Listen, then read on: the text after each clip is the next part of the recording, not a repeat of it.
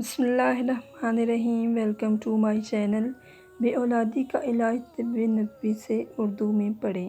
نبی کریم صلی اللہ علیہ وآلہ وسلم نے ارشاد کے مطابق بے اولادی کا علاج حضرت علی کرم اللہ وجہ کریم فرماتے ہیں کہ ایک شخص رسول صلی اللہ علیہ وآلہ وسلم کے پاس آیا اور اس نے شکایت کی کہ میرے گھر میں اولاد پیدا نہیں ہوتی۔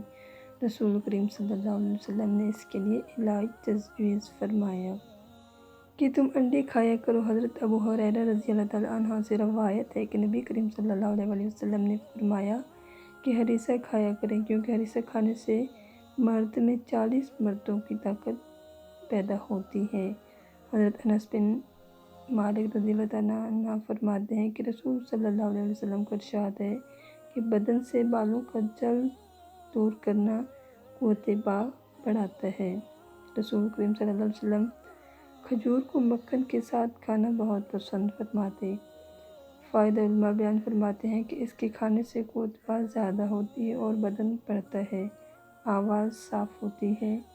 عبداللہ بن جعفر رضی اللہ تعالیٰ عنہ سے روایت ہے کہ رسول صلی اللہ علیہ وآلہ وسلم نے ارشاد فرمایا کہ پشت کا گوشت تمام گوشتوں میں بہتر ہے۔ فائدہ علماء فرماتے ہیں کہ حکمت اس میں یہ ہے کہ اس گوشت میں قوت باء زیادہ ہوتی ہے اور زر ہضم ہوتا ہے، سینے میں طاقت پیدا کرتا ہے اور کمر کے لیے بہت فائدہ مند ہے۔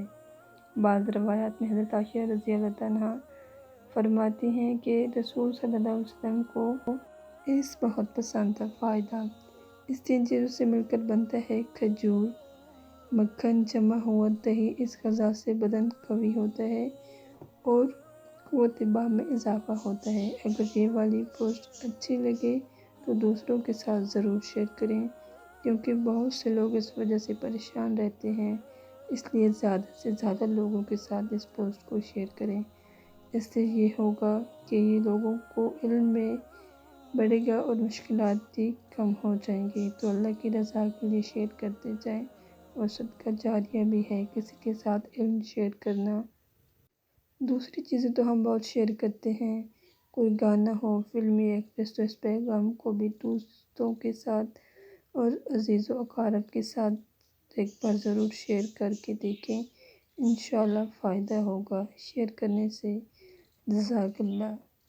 اگر آپ کو ہماری یہ ویڈیو پسند آئی ہو تو اس کو لائک ضرور کر دیں، اور کمنٹ سیکشن میں ہمیں اس ویڈیو کے بارے میں رائے دینا ہرگز نہ بھولیں۔ شکریہ۔